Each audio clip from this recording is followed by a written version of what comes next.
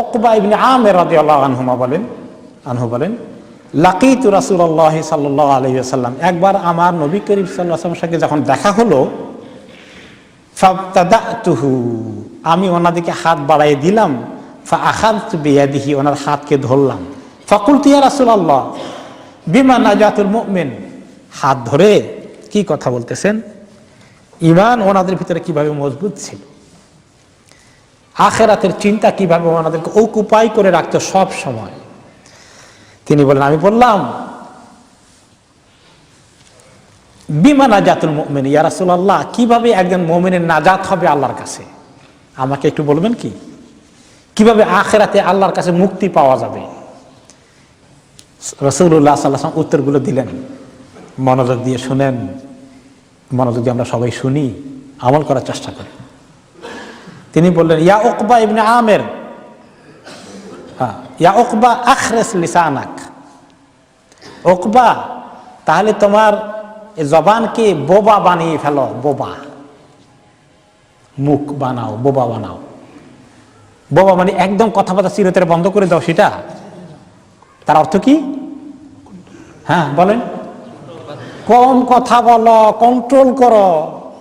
কথা বেশি বলার মধ্যে ফজিলত বেশি না কম বলার মধ্যে ফজিলত বেশি? আমরা সবাই স্বীকার করি, বুঝি, আমল করি। আমাদের মন তো চায় কথা বেশি বলতে, কথা বেশি বললেই লাভ। ঝগড়া ফাসাদ লাগলে, তর্ক বিতর্ক লাগলে কথা বেশি বলি না কম বলি? বেশি বলি। আখরিস লিসানাক, কম বলার জন্য এমন শব্দ ব্যবহার করলেন যে জবানকে এত কন্ট্রোল করো লোকেরা যেন মনে করে এই লোকটা বোবা কিনা। ইয়া আল্লাহ, দরকার হইলে বলো না, দরকার হইলে বলো না। আরেকটা হাদিস কি বলেছে, মান কানা ইউমিনু বিল্লাহি ওয়াল ইয়াউমিল আখির ফালিয়াকুল খাইরান আও লিয়াসমুত, যে ব্যক্তি আল্লাহ এবং আখিরাতের প্রতি ইয়াকিন করে, বিশ্বাস করে, সে যেন ভালো কিছু বলা থাকলে বলুক, তা না হলে যেন চুপ করে থাকে, নাজাতের কারণ হয়ে যাবে তার। এক নম্বর কাজ দিলেন নাজাত পাওয়ার জন্য, কথা কম, জবানকে কন্ট্রোল, এই এক নম্বর। দুই নম্বর কি, ওয়াল ইয়াসা আকা বাইতাক, গতকালকের জুমায় আমরা খুতবায় বলেছি, ওয়াল ইয়াসা আকা বাইতাক, তোমার ঘর যেন তোমার জন্য যথেষ্ট জায়গা হয়ে যায়। তার মানে কি, বিনা প্রয়োজনে বেশি রাস্তাঘাটে, দোকানে পাটে, বাজারে ঘাজারে ঘোরাফেরা করার দরকার নেই। মানুষের জন্য সেফ ঘরে থাকা বেশি। এই দেশের অবস্থায় আপনি বলেন, ঘরে থাকলে গুনাহ বেশি হবে না বাইরে আসলে গুনাহ বেশি হবে? কি কারণে বেশি হবে ব্যাখ্যা করে বুঝাইতে হবে। চোখের গুনাহটা যে রাত দিন হয়ে যাচ্ছে, ঘরে থাকলে মাশাআল্লাহ সেফ। তবে টেলিভিশন একটা যন্ত্র একটা ঘরের মধ্যে ঢুকে আছে, ওইটা আবার আরেকখান দিয়ে আরেক বিপদ আছে। ঘরে বসে টেলিভিশন দেখার মধ্যে কোনো ফজিলত নাই, তাহলে ওই গুনাহ হতেই থাকবে। কিন্তু বিনা প্রয়োজনে রাস্তাঘাটে ঘোরাঘুরি, হাঁটাহাঁটি, আড্ডা দেওয়া, গল্প গুজব করা, এই কাজ না করে ঘরে থাকলেই অনেক ফায়দা। ঘরে থাকলে বসে 2 রাকাত নফল নামাজ পড়তে পারলাম, বসে একটু কোরআন তেলাওয়াত করতে পারলাম, হাদিস পড়লাম, তাফসির পড়লাম, তাফসিরের আলোচনা শুনলাম, রেকর্ড দেখলাম, রেকর্ড শুনলাম। বাইরে গেলে কত আড্ডা ফাড্ডা, কত গল্প গুজব, কত গীবত চগলখুরি, কত চোখের গুনাহ, এগুলো থেকে আমরা সেফ হয়ে গেলাম। ঘরে সময় বেশি দেওয়ার মধ্যে অনেক ফায়দা। স্ত্রী অভিযোগ করবে না যে আমাকে সময় দিল না, স্ত্রীর সময় পাওয়ার হক আছে, বেচারি পেয়ে গেল। ছেলে মেয়েগুলো যাদের আছে, বাবা ঘরে থাকলে ছেলে মেয়েগুলোর লাভ বেশি হয় না ক্ষতি বেশি হয়? বেশি লোকই মাতলেন না, বেশি লোকই আওয়াজ দিলেন না। অনেকে মনে করেন ঘরে থাকলে ছেলে মেয়ে কি লাভ হবে। সুবহানাল্লাহ, আমি যদি 1 ঘন্টা আগে ঘরে যেতে পারি, আধা ঘন্টা আগে যেতে পারি, আমি বুঝি আলহামদুলিল্লাহ আমার ছেলে মেয়ের অনেক লাভ আছে। খালি বসে থাকলে, ঘরে থাকলেই লাভ আছে। আপনারা অনেকেই এটা ফিল করেছেন, ঠিক কিনা? বাবা থাকলে ছেলে মেয়ে অনেক কন্ট্রোল থাকে, লেখাপড়া একটু মনোযোগ দিতে চেষ্টা করে বেশি। মা মহিলা মানুষ, ছেলেমেয়েরাও বুঝে যে মা তো মহিলা। মহিলাদের মন নরম, দুর্বল মানসিকভাবে, তো ওই তারা অ্যাডভান্টেজ নিয়ে নেয়, সুযোগ নিয়ে নেয়। এই জন্য আল্লাহর ওয়াস্তে আপনারা আড্ডা ফাড্ডা না দিয়ে ঘরে সময় দিবেন, বাচ্চা কাচ্চাগুলোকে পাহারা দেওয়া যান, বসে থাকেন, তাতেও অনেক ফায়দা আছে। রাসূলুল্লাহ সাল্লাল্লাহু আলাইহি ওয়াসাল্লাম হাদিসগুলো যে কি দামি কথা, কত সায়েন্স, কত বিজ্ঞানের কথা তিনি বলেছেন এখানে। ঘরে থাকার মধ্যে এত ফায়দা আছে। হ্যাঁ, কাজকর্ম বাদ দিয়ে সারাদিন ঘরে বসে থাকা, ওইটা কথা বলছে নাকি? সংসার চালানো, দুনিয়া চালানো, দায়িত্ব পালন করা, দিনের দায়িত্ব, দুনিয়ার দায়িত্ব, দায়িত্ব যেগুলো আছে পালন করতে হবে, কিন্তু আড্ডা ফাড্ডা দেওয়ার জন্য ঘরে থাকা, বাইরে থাকা দরকার নাই, এই কথা বোঝানো হয়েছে। তো এইভাবে তিনি দ্বিতীয় মেসেজ দিলেন, ওয়ালিয়াসাকা বাইতুক, তোমার ঘর যেন তোমার জন্য যথেষ্ট জায়গা হয়ে যায়। ঘরে ভালো লাগে না, খালি কেমনে বাইরে হবে, কিছু লোক আছে ঘরে গেলেই মন খারাপ, ঘরটা তার জন্য জেলখানা হয়ে গেছে, বাইরে হয়ে চলে আসলে মনে হয় যেন শান্তি পাওয়া গেল। এটা উল্টা হয়ে গেল। হাদিসে বলেছে ঘরে বেশি থাকার জন্য প্রয়োজনীয় কাজকর্ম পরে। 3 নম্বর, ওয়াবকা আলা খাতিআতিকা, এটাও গত জুমা আমরা বলেছি হাদিস থেকে, যে তোমার গুনার কথা মনে করে আল্লাহর কাছে বেশি করে কাঁদো, তওবা করো, ইস্তিগফার করো, গুনাহগুলোর কথা মনে করো। 15 বছর বয়সে গুনাহ হয়েছে, 20 বছর বয়সে, 30 বছর বয়সে, 50 বছর বয়সে, কোথায় কোথায় কি কি গুনাহ হয়েছে, বড় গুনাহ করার কথা তো সবাই মনে আছে, ওগুলোর কথা মনে করে আল্লাহর কাছে কাঁদো। এখন কথা শেষ হয়নি। রাসূলুল্লাহ সাল্লাল্লাহু আলাইহি ওয়াসাল্লাম এবার সাহাবীর হাত নিজে ধরলেন, এবার ধরে বললেন, ফাআখাযা বিয়াদাইয়া, সাহাবী বলেন তিনি আমার হাত ধরলেন এবার। ফাকালা ইয়া উকবা ইবনে আমির আলা উআল্লিমুকা খায়রা সালাসি সুওয়ারিন উনজিলাত ফিত তাওরাত ওয়াল ইনজিল ওয়াজ জাবুর ওয়াল কুরআনিল আযীম। হে উকবা ইবনে আমির, এমন 3টা সূরা, কোরআনের মহান 3টা সূরা, দ্য গ্রেটেস্ট সূরাস অফ কোরআন, শুধু কোরআন নয়, যত কিতাব আল্লাহ নাজিল করেছেন, তাওরাত, জাবুর, ইনজিল, কোরআন, সমস্ত কিতাবের বক্তব্য থেকে বাছাই করে সর্বশ্রেষ্ঠ 3টে সূরার কথা কি তোমাকে আমি বলবো? ক্বালা কুলতু বালা জাআলানি আল্লাহু ফিদাক, ইয়া রাসূলুল্লাহ আমাকে অবশ্যই বলেন, আল্লাহ তাআলা আমাকে তৌফিক দান করুন আপনার খেদমতে আর বেশি করে করার জন্য, আমাকে বলেন প্লিজ, আমি তো এই কথা শোনার জন্যই আপনার সঙ্গ পাওয়ার জন্য অধীর আগ্রহে আছি। ক্বালা ফাআকরাআনি, তখন নবী করিম সাল্লাল্লাহু আলাইহি ওয়াসাল্লাম আমাকে পড়ে শোনালেন, বিসমিল্লাহির রহমানির রহিম, কুল হুয়াল্লাহু আহাদ আল্লাহুস সামাদ লাম ইয়ালিদ ওয়া লাম ইউলাদ ওয়া লাম ইয়াকুল লাহু কুফুয়ান আহাদ। এরপরে পড়লেন সূরা ফালাক, এরপরে পড়লেন পুরা সূরা আন-নাস। এই 3টা সূরা তাওরাত, জাবুর, ইনজিল, কোরআনের মধ্যে নাজিল হওয়া সমস্ত সূরাগুলোর চেয়ে শ্রেষ্ঠ সূরা, সমস্ত সূরাগুলোর মধ্যে শ্রেষ্ঠ সূরা। তারপরে তিনি বললেন, ইয়া উকবা লা তানসাহুন্না ওয়ালা তাবিত লাইলাতান হাত্তা তাকরাহুন্না। উকবা, এই সূরা 3টা ভুলে যেও না কখনো, কোনো রাত্র ঘুমিও না এই 3টা সূরা না পড়ে।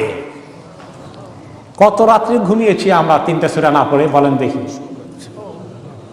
প্রায় রাত্রেই তো এই কাম করেছি না? এখন থেকে আর এই 3টা সূরা না পড়ে ঘুমানো যাবে? তিনি বললেন যে খবরদার উকবা, এই 3টা সূরা না পড়ে ঘুমিও না।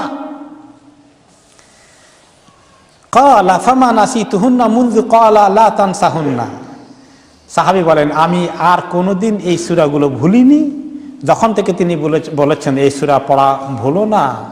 ওমা বিতু লাইলাতান কাত্তু হাত্তা আকরাহুন্না, আর কোনোদিন আর এক রাত্রও ঘুমাইনি এই 3টা সূরা না পড়ে। ক্বালা উকবা সুম্মা লাকিতু রাসূলুল্লাহ সাল্লাল্লাহু আলাইহি ওয়াসাল্লাম। সাহাবীদের কেমন আগ্রহ ছিল দ্বীন শিখার জন্য, দ্বীনের মহব্বত আল্লাহ তাআলা এমন মজবুত করে দিয়েছিলেন, দুনিয়ার তুলনায় দ্বীনের কত বেশি জায়গা তাদের দিলে হয়েছিল। বলেন তিনি আবার এই একই হাদিসে বলছেন, আরেকদিন আমার নবী করিম সাল্লাল্লাহু আলাইহি ওয়াসাল্লাম যখন পেয়ে গেলাম, সামনাসামনি দেখা হয়ে গেল, ফাবতাদাতুহু, ওনার হাতখানা ধরলাম মুসাফা করার জন্য, ধরে কি আর সহজে ছাড়ে নাকি? সুম্মা ফাআখাযতু বিয়াদিহি, হাতটা ধরলাম, ফাকুলতু ইয়া রাসূলুল্লাহ আখবিরনি বিফাওয়াদিল আমাল। ওই দিনকার আমলগুলো শুনে তো খুব ভালো লাগছে, আমল করছেন, বলে যে আজকেও আমার কিছু ফজিলতের আমলের কথা শোনাবেন। আজকে আবার দরখাস্ত দিচ্ছেন। আমরা কখন দেখা হইলে কার কাছে এইগুলো জিজ্ঞাসা করি? নবী রাসূল তো নাই ঠিকই, কিন্তু সেই জ্ঞান পৌঁছে দেওয়ার মতো তো এখনো টুটাফাটা আলেম ওলামা তো আছেন। আমরা কতক্ষণ জানার চেষ্টা করেছি এরকম দেখা হলে। ফাকুলতু ইয়া রাসূলাল্লাহ আখবিরনি ফাওয়াদিল আমাল ফাকাল ইয়া উকবা সালমান কাতাক। আজকে ছোট ছোট 3টা বাক্য দিলেন, 3টা মেসেজ দিলেন। ইয়া উকবা সালমান কাতাক, উকবা তোমার সঙ্গে যে দুর্ব্যবহার করে, সম্পর্ক কাটে, তুমি তার সঙ্গে সম্পর্ক রাখার চেষ্টা করো। কাজটা কি সহজ না কঠিন? কঠিন। এত দুর্ব্যবহার করে, তার সঙ্গে আমি ভালো মানুষই দেখাই কেমনে, তার সঙ্গে ভালো ব্যবহার করি কেমনে, তার সঙ্গে কথা বলি কেমনে, তাকে সালাম দেই কেমনে, এগুলো আমাদের কষ্টের কারণ হয়ে যায়। 2 নম্বরে বললেন ও আতেমান হারামাকা, যে তোমাকে সবসময় বঞ্চিত করে তুমি তাকে দেওয়ার চেষ্টা করো। আমরা মনে করি সমান সমান না হলে পারি না, আমিও আপনাকে যা দিই আপনিও আমাকে তা দিবেন, লেনদেন এভাবেই হবে। সবসময় আমি দেবো আপনি দেবেন না, আর আপনারা দেবো না আমি। কয়েকবার দিয়ে আসুন দেখছি না, এই লোকের সঙ্গে হবে টাবে না। এইরকম আমরা, আমি যেরকম করি সেও এরকম করে, তাহলে আমরা ভালোই ভালো ব্যবহার করতে পারি, কিন্তু একতরফা ভালো হইতে পারি না। ইসলাম কি বলে? তুমি একতরফা ভালো থাকো। আপনি কি শুনছেন সে আমাকে কি করছে? আপনি কি শুনছেন আমি আমার প্রত্যেক ছেলে মেয়ের বিয়ে তাকে দাওয়াত দিলাম, তার মেয়ের বিয়েতে সে আমাকে দাওয়াত দিল না, আর কোনোদিন তাকে দাওয়াত দেব না। এরকম আমাদের হয়ে যায়। ও আরিদ আম্মান যালামাকা, আর যে তোমার প্রতি জুলুম করে তার থেকে তুমি নিজেকে মুখ ফিরিয়ে নাও। তার অর্থ এই যে এইটা নিয়ে খচর খচর করা, তার সঙ্গে ধ্যান দরবার করা, তার সঙ্গে এটা নিয়ে যুদ্ধ করতে থাকা, এগুলো বেশি ভালো কাজ না। কেউ যদি তোমাকে জুলুম করে, তুমি পাওয়ার সহজ বুদ্ধি থাকলে পাওয়ার চেষ্টা করো, কোর্ট কাছারি আছে, ধ্যান দরবার আছে, কাউকে ধরা আছে, চেষ্টা করো। কিন্তু যদি দেখো যে না, সে জুলুম করে যায়, সে কোনো কোর্ট মানবে না, কাছারি মানবে না, আর কোর্ট কাছারিতে সবসময় দলিল প্রমাণ নিয়ে যাওয়াও যায় না, তারপরে কোনো সমঝদার লোকের কথাও শুনবে না, সে তার জিদ নিয়ে আছে, সে তার তরিকা নিয়ে আছে, তাহলে আর এটা নিয়ে বেশি বাড়াবাড়ি না করে ইগনোর করো, খালাস। একজন ভালো মুসলমান এরকম কথায় কথায় যদি টক্কর শুরু করে দেয়, সবার সঙ্গে যদি এরকম তার লাগালাগি হয়ে যায়, তাহলে তার জীবনটা কি সহজ হবে? আর কঠিন হয়ে যাবে। পৃথিবীতে অনেক মানুষ আছে আপনাকে কষ্ট দেবে, এই জন্য মানুষের সঙ্গে ডিলিং এর কথাটা এই হাদিসে আছে। এইগুলো সবচেয়ে ফজিলতের আমল। 3টা কথা আবার মুখস্থ করি। যে ব্যক্তি আপনার সঙ্গে দুর্ব্যবহার করে, সম্পর্ক কেটে দেয়, আপনি তার সঙ্গে সম্পর্ক কাটবেন না, আপনি সম্পর্ক রাখার জন্য যতটুকুন পারা যায় চেষ্টা করুন। 2 নম্বরে, যে ব্যক্তি আপনাকে বঞ্চিত করে, আপনার হক আদায় করে না, আপনি তার হক আদায় করুন। আমাদের সমাজে অনেক স্বামী স্ত্রী ধ্যান দরবার হয়। স্বামীর কমপ্লেন, স্ত্রী হক আদায় করে না, স্ত্রী তার কথা শুনে না, স্ত্রীতে কোনো কোঅপারেশন নাই, নন কোঅপারেশন। স্ত্রীর কথা কি কোনো দায়িত্ব পালন করে না, অনেক পয়েন্ট তার জমা হয়ে আছে। তো সে এরকম করে, আমি তার সঙ্গে ভালো ব্যবহার কেমনে করব? সে ভালো হলে আমিও ভালো। এখানে তাহলে স্বামীকে একতরফা ভালো হয়ে দিতে হবে। স্ত্রীর যদি কথা নাও শুনে, তারপরে সে ভালো স্বামী হিসাবে আল্লাহর কাছে চলে যাক। স্ত্রী যদি দেখে যে তার স্বামীটা ভালো নয়, তার প্রতি অবিচার করছে, তাহলে স্ত্রী চেষ্টা করবে তাকে সংশোধন করতে। না পারলে বেশি ঝগড়া ফাসাদ সারাদিন এটা নিয়ে খটর মটর না করে সে যদি সবরের সাথে আল্লাহর কাছে চলে যায়, স্ত্রীর জন্য আল্লাহর কাছে বিশাল মর্যাদার ব্যবস্থা রয়েছে। তাহলে এটাই হলো ও আতেমান হারামাকা, যে ব্যক্তি তোমাকে বঞ্চিত করে তুমি তাকে দাও। 3 নম্বর হচ্ছে, যে ব্যক্তি ঝগড়া ফাসাদ করে তোমার উপরে খামাকা প্যাচ লাগাই দেয়, তোমার প্রতি অভিযোগ করে, তোমার ব্যাপারে সঙ্গে সঙ্গে খামাকা ফিতনা ফাসাদ সৃষ্টি করতে আসে, তুমি তার থেকে নিরাপদে সরার চেষ্টা করো, নিরাপদ থাকার চেষ্টা করো, নিরাপদে চলে যাওয়ার চেষ্টা করো।